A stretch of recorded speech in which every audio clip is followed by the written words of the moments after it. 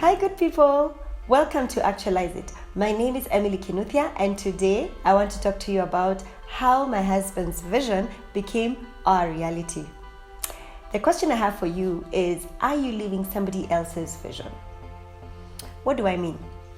It's a very common thing to meet people who tell you that they never wanted to end up in the careers that they are in today, and that it was mainly their parents' ambition to be a doctor or to be an engineer.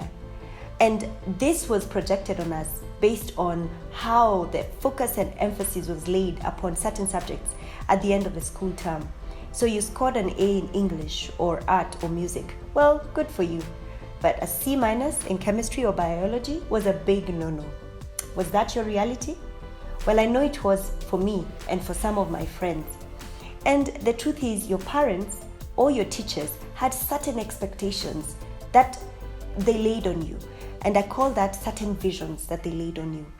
So you ended up being a doctor, but what you really wanted to do was paint or play music. It's never too late. You can start today.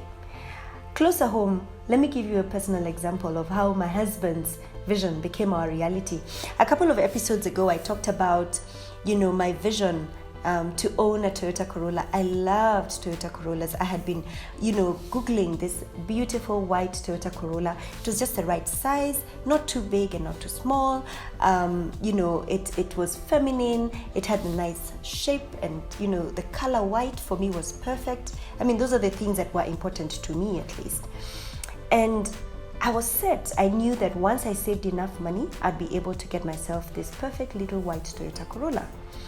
My husband, on the other hand, loved Land Rover Defenders. And his vision and purpose at that time was to work hard towards getting himself a Land Rover. Well, he didn't discuss it with me, but what we ended up doing is every evening, as a pastime, we would spend at least an hour online Googling Land Rover Defenders and just looking at them and oohing and eyeing about them. Well, I didn't think it was the cutest car because, it really just looked like a box. But I mimicked him when he oohed and ahed at them. So, that became our favorite pastime. And on the roads when we were, driving, a Land Rover would pass by, and again we would stop and ooh and ah at this Land Rover. So that became sort of like our little hobby that we do on the side. So fast forward to the day that we had finally saved up enough and we were ready to buy our first family car. And my husband, being the good husband that he is, volunteered to, do the rounds across the different car yards and just find us the right car. And he said, babe, I'll call you when it's time for you to come and see the car. And, it will save you the hassle of having to go around all these car yards. And I trusted him. I said, oh, great, go for it. So one Saturday morning, he said, today is the day. I found the car.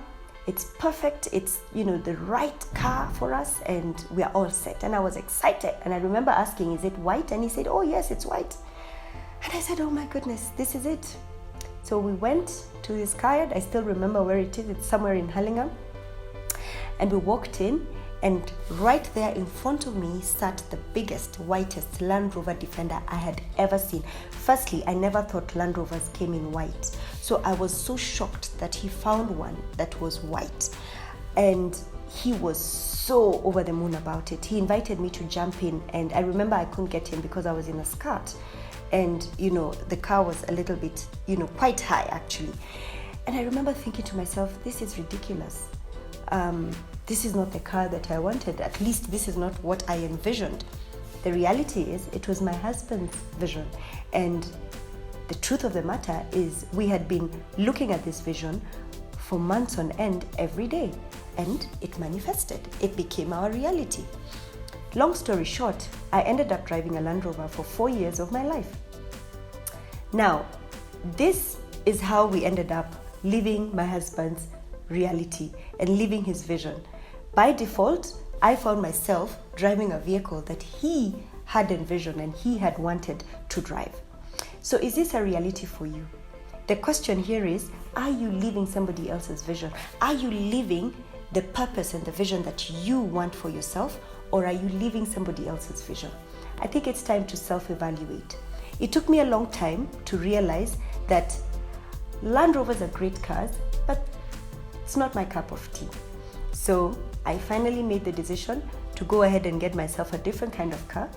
My husband still loves Land Rovers, and I have a healthy appreciation for them because I drove one for 4 years, but it's not my vision for the ideal car to drive.